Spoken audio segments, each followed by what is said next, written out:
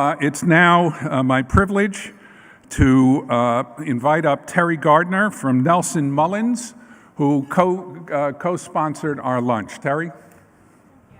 You're welcome.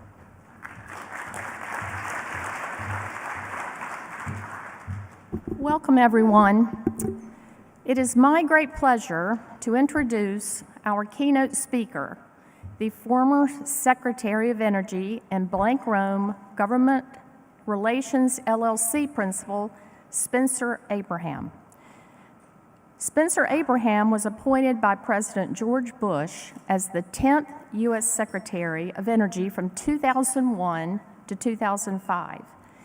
In this role, Secretary Abraham oversaw implementation of the National Energy Plan, engaged in extensive nuclear non-proliferation negotiations with former Soviet Union nations, and expanded the Department of Energy's role in new energy technology.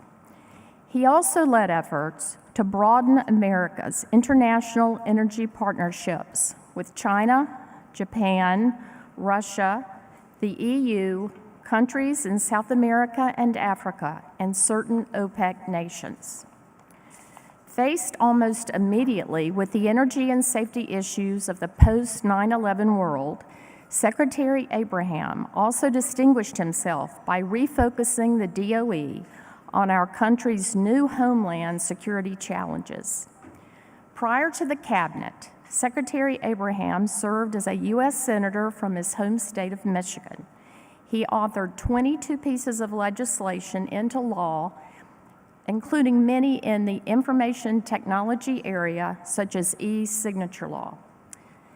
He is the author of Lights Out, 10 Myths About and Real Solutions to America's Energy Crisis. Today, he serves as a board member for a number of public companies, including NRG Energy and Occidental Petroleum, and is on the board of trustees at Caltech. He received his JD from Harvard Law School with honors and his BA from Michigan State University. Secretary Abraham currently serves as a principal at Blank Rome Government Relations LLC, where he and his partners provide government relations and lobbying services in a wide array of areas, including energy, which he will be speaking about today, tax, homeland security, maritime, Native American matters, state and local government, and many others. Please welcome our guest, Spencer Abraham.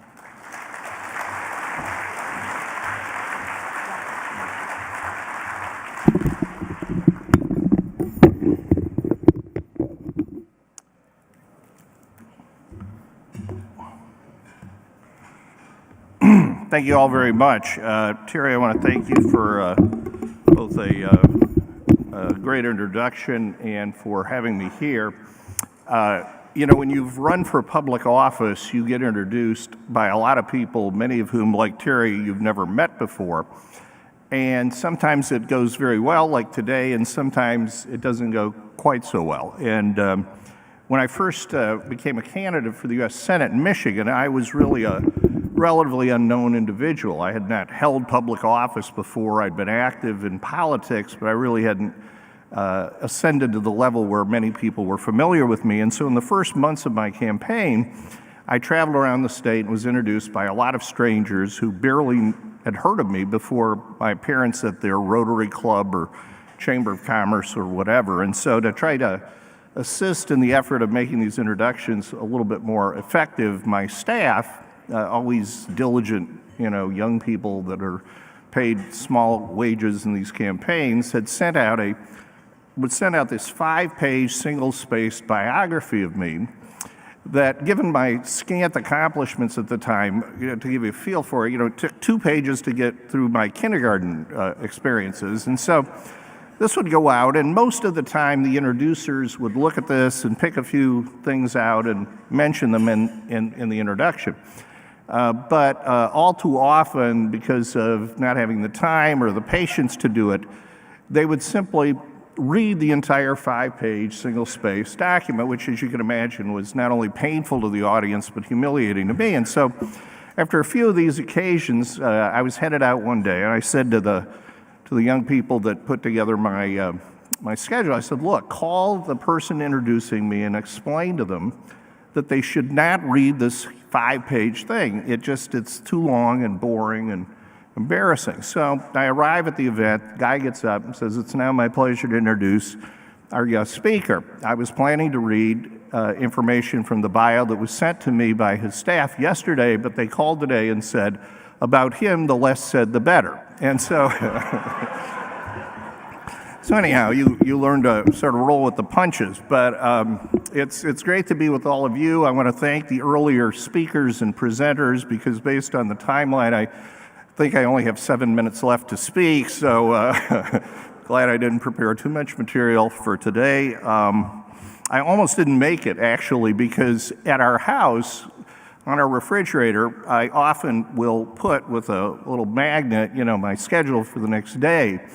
And just to remind me, and I can grab it on the way out. And the only thing on the schedule today was meeting with bankruptcy lawyers.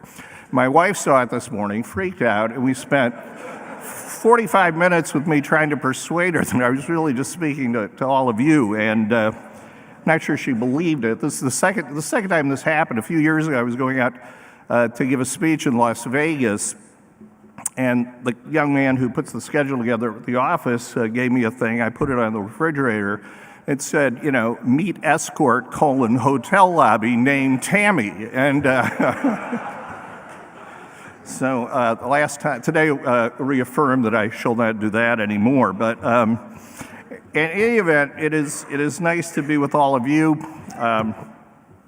It's my goal today to try to provide a glimpse of the things that are going on here in Washington and the public policy arena and so on that relate to energy, and also in the energy marketplace, and how these factors might together create an impact, distress, and other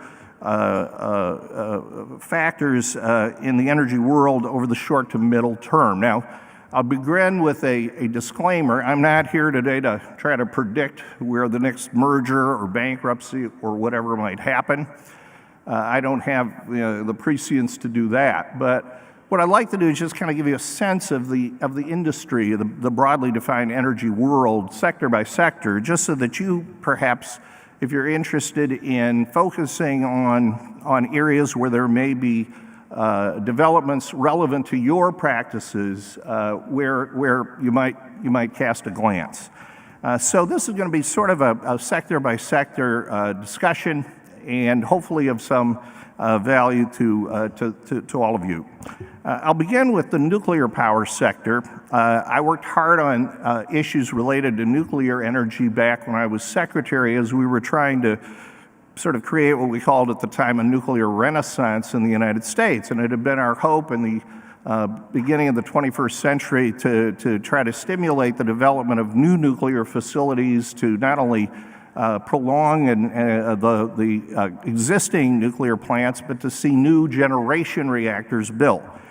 Then and today, however, of course, there's significant opposition to nuclear power, a lot of it from the environmental community. And in spite of the fact that there's a growing recognition that there's a positive linkage between reducing CO2 emissions and the activities and the functioning of nuclear power plants, there remains a fairly substantial resistance around the country to new nuclear plants. So new ones in other countries are being built, from China to the UK to the Middle East, but in the US, it's a slow go. Moreover, the challenge of operational costs in terms of the existing plants is likewise posing potential threats and distress to the industry. And so both utilities who own plants and service companies who service the existing nuclear fleet in the United States are indeed encountering in various markets some problems and challenges. And as many of you know, a number of assets have changed hands in recent years. I foresee more of that taking place. We're seeing plants already who have been closed down before the end of their operational period due to the competition really from inexpensive natural gas or due to the resistance of rate setters to provide nuclear with enough resources to continue. Everyone has seen the most recent development in terms of Westinghouse's declaration, and it would be my comment today that that could be just the tip of the iceberg in terms of the industry broadly defined. And so I would urge you to keep a close eye on others with exposure, both on the operation side and on the service providing side. Now, in an effort to address this, as you may know, there have been a number of efforts by the nuclear industry to try to find a way to provide greater support for existing facilities. And so we've seen, and you probably have watched, states begin to look at legislation that would, in some way or another, provide economic incentives to the nuclear industries that are major job providers and major energy providers in their states. Much of this has been linked to the clean energy component of nuclear, the non-emission of CO2 component of nuclear power, and so legislation is beginning to move forward. However, it's being challenged politically because there are other operators who have different types of power sources that they use who would not benefit from these types of subsidies and supports, and who are therefore trying to prevent such legislation from passing and or challenging the validity of actions that are being taken in this regard in the court system. So keep an eye on the developments in that both political and legal context, because I think it's fair to say that the nuclear industry, without these kinds of benefits, will find itself in a number of cases facing some very significant economic threats. There is here in Washington, at this point, I would call it a more fledgling effort to begin trying to see if there's a way for a federal support process to be developed, but I think it's going to be a slow go. And so I don't think that the Washington cavalry will be coming, and therefore I think the industry is going to continue, at least in the U.S., to face some financial challenges going forward.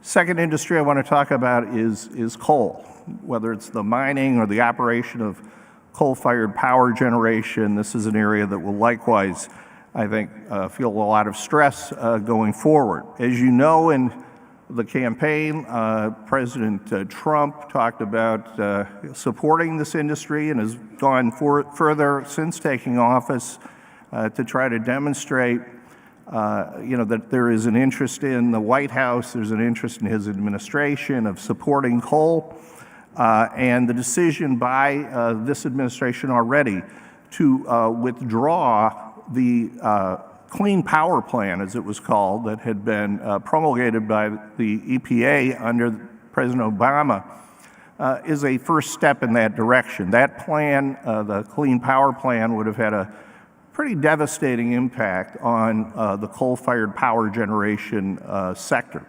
It's been pulled back, and I'll comment a little bit further on where things are likely to go, but at least there's clear interest in maintaining a strong coal sector now in the executive branch. But for those in the industry, I would tell them not to breathe easy yet, because natural gas is still cheap, and coal is still dirty in the context of environmental emissions, and those factors are not ones that you can change from Washington.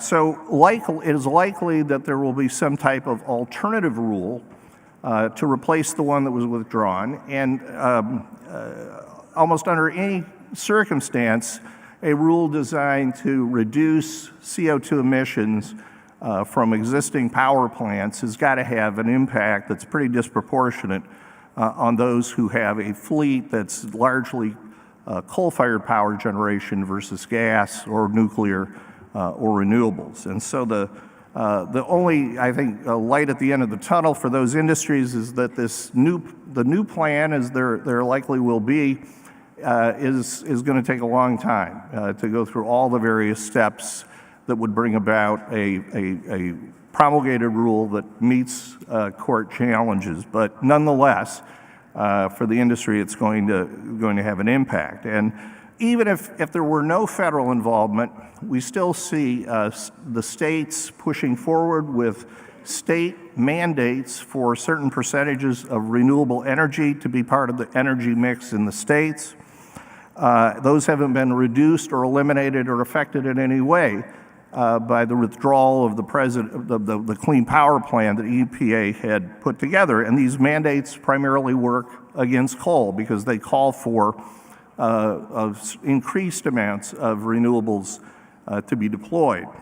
And in the same vein, as more and more companies establish sustainability policies, which usually involve the use of renewables at higher levels as part of the corporate power and energy usage, they will have an impact on coal as well. So I would say to look for the owners of coal plants to try to gasify their fleets and to transact perhaps with private equity and others to perhaps to acquire some of the coal plants that they have. I'd urge you to follow the balance sheets of utilities that are coal intensive because they are going to be challenged so long as natural gas prices are low.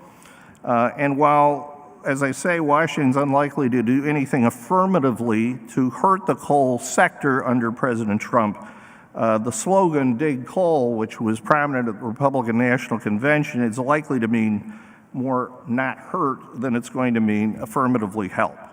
The one possible area where there could be federal support is if there's efforts to try to facilitate exports of coal, which the industry would very much like, so that at least the mining sector of the industry would have offshore sales opportunities and customers to supply. Third area I want to talk about is renewable energy. As you probably know, at the end of 2015, in a piece of legislation that included a lot of different components, the production tax credit and the investment tax credit subsidies that strongly supported the wind and solar industries were extended, and extended for fairly lengthy periods of time. And because of that, it has given, for the first time really, the renewable sector some confidence in terms of the financing of renewables over a lengthy period, a certainty that had not previously existed. And even if we see a tax reform bill passed, which I think is a pretty high probability this year, I don't think we'll see those extensions in any way changed in a tax reform package. And so therefore, the macro, if you would, situation for renewables, I think, is quite positive. As I also mentioned, state mandates requiring the growth and the expansion of renewables at the state level will likewise, along with the corporate sustainability policies I referenced, play a very positive role in terms of those in the renewable sector. But there are some things to keep your eyes on. First, the Clean Power Plan that was withdrawn, as I mentioned, was in many ways characterized by people as a renewable energy stimulus plan, which is exactly the impact it would have had. Now that it's been withdrawn, there may be some weaker players in the renewable sector who could be damaged by the non-adoption of that rule, of the Clean Power Plan. Some of the less strong players who were hoping that there would be a further government incentive provided to move in the direction of renewables could find that to be damaging to their bottom lines, notwithstanding the actions of the states and of the corporate community. And there are other challenges ahead. What we're now starting to see, as I'm sure you're all aware, is that utilities and independent power producers are beginning to focus on providing their customers, the residential customers in particular, with more customized services. And that is going to begin to compete with some of the early entrants in the residential solar business, where before the solar cities of the world and so on had sort of a free run at setting up renewable rooftop solar in various communities. They are going to find that increasingly they will be competing with the utility providers or independent power providers. That market's going to get very competitive. And indeed, also may be the case that the deployment of rooftop solar will soon ebb, because a lot of the deployment has happened for those who were anxious to buy into this. But unless more creative financing options are created, I think you're going to see a slowing down of the deployment going forward. And therefore, the conclusion I would reach is that those who are in the installing business with respect to rooftop solar, those who were first-generation players, may find themselves facing some financial challenges in the new market that is emerging. And it's also, I think, the case that early asset owners in the renewable utility space, people that set up the first utility grade or scale renewable energy farms, are likewise, I think, going to find some competition and challenge, and may be looking for transactions or M&A activity to try to address the more competitive market. There's also, in the area of renewable fuels, something going on that is likely to, if it's not addressed, to create serious stress in the independent refining groups. We have in the country, very large integrated oil companies, the big ones who have all the different components from exploration and production to retail, and they do refining, and they also do blending, where they create ethanol. And then we have, at the other side of the equation, people that are just in the independent refining business, and they don't do very much of the blending. Now, under the laws that are in place to try to increase the amount of renewable fuels we have, is a process which makes it very difficult, if you're one of the independent refiners, to deal with the existing market. I won't go into all the details except to say that the independents are feeling huge stress because the cost of buying credits, which they have to do to compensate for the fact that they don't blend ethanol themselves, is becoming a very serious drag on their bottom lines. And right now, that group, as a constituency, is working very hard with both EPA, Congress, and anyone they can get to listen to try to get the problem addressed. If it is addressed, the independent refiners will survive. If it does not get effectively addressed, there may be some in that sector who face strains that they cannot meet, and that's already beginning to be felt in a number of the independent refining facilities around the country. So keep your eyes on that as well. Let me turn now to the oil sector. I won't go into a lot of details about OPEC, but I will say that we have been forecasting in my firm for some time that the policies of the last couple of years are going in one way or another to be continued probably well into the future. I think that the principal players in OPEC have concluded that it's in their interest to protect market share more than it is to try to find a higher price for product.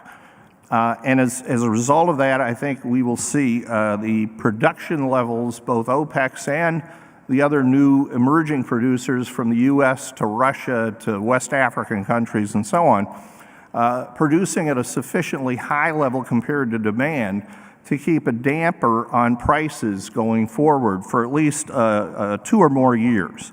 What does that mean for companies in the business? Well, I think what it means is that the shale and other unconventional development players are going to have a real stress on their operations for the next few years, because the cost of lifting for the shale and unconventional players is pretty high. Anybody in that business, it's pretty high.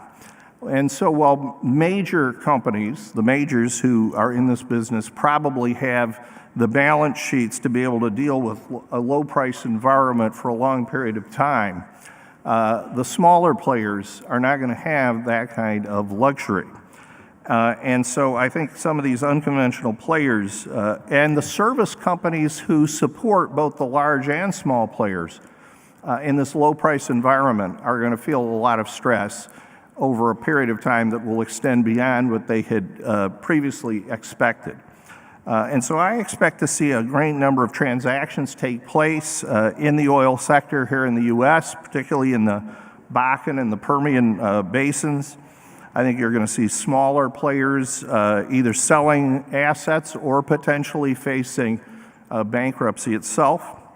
And this has been made a little bit more of a problem because in the world of institutional investors in the oil sector, there's become a growing focus on growth versus total shareholder return and dividends. And so these smaller players are being urged and prodded to increase growth at a time when prices don't make that very inviting, which I think only exacerbates the challenges that they're going to face. Finally, let me talk a little bit about natural gas because in the U.S., as you know, we've had this incredible run of developing through shale plays a natural gas resource base that was totally unexpected, just as recently as during the time when I was Secretary of Energy. And back then we were forecasting that we'd have to import maybe as much as 20 to 25% of our gas by the year 2020. Now we can be exporters and can be in a position to support throughout the planet, really, countries who need to bring in natural gas. And so what this has done is a few things. First, this plus the fact that the power sector is really not facing any kind of immediate capacity challenges will limit the growth in demand. And so the prices are going to stay low, I think, for natural gas for some period. And so I think that means, as it does in the oil sector, some real stress for the smaller players and for the service and midstream players in the natural gas sector. On the other hand, it could prove to be a very attractive period for those who are in the business of trying to set up liquefied natural gas exporting capabilities. And as you know, the first of the new LNG export terminals is now operating, more to come. And here's a place to keep your focus. A lot of people are trying to move into the LNG export sector, more than I think the demand will justify. And so look and keep a close eye on the people who are not yet up and operating, because some of them may either need to engage in M&A activities or in perhaps more distressed kinds of challenges facing them going forward. And so that's going to have to sort itself out, that market. And as it does, there may be opportunities for people in this room and your colleagues to play a very active role. And so it is something worth monitoring over the next months. Finally, let me just talk very briefly about tax policy as it affects the energy sector. As I said, I'm reasonably confident that they will find a way to a tax bill this year. As far as the energy components of that tax bill, I don't think, I've mentioned this earlier, I don't think that the investment tax or production tax credits that have sustained and built the renewable industry over the last few years are going to be changed. But I think you should anticipate a very high probability that the MLP provisions, which have played a very significant role in terms of the energy sector, could be radically changed as part of some general and broad tax reform package affecting the corporate side of the ledger.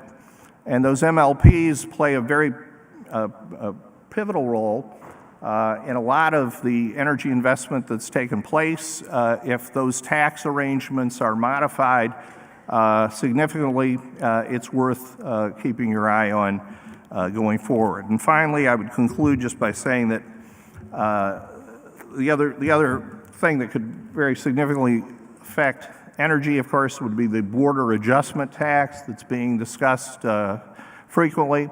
Personally, I think it is very unlikely that that provision and that the border adjustment is at this point going to survive any kind of legislative effort, and you've probably seen similar stories. Should it get some momentum, I think you would see at least the major energy companies work tenaciously to try to make sure that it doesn't become part of the final package that is addressed and adopted, because it really would be very dislocating for many of them.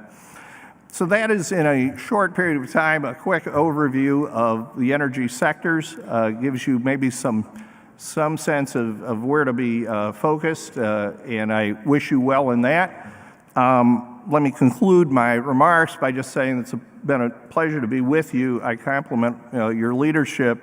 It was kind of exciting to hear how quickly the growth in this organization has been taking place, and the international component as well.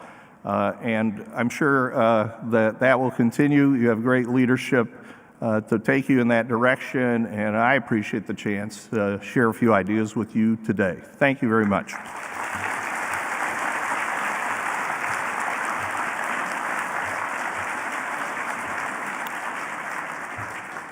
I'm not sure whether there's Q&A time left, and no one's given me a signal, so I'm going to make the assumption that there isn't. But speak now or forever hold your peace, I guess, to the group. But since I don't see anybody telling me to stay, I will wish you a great conference. Thank you very much.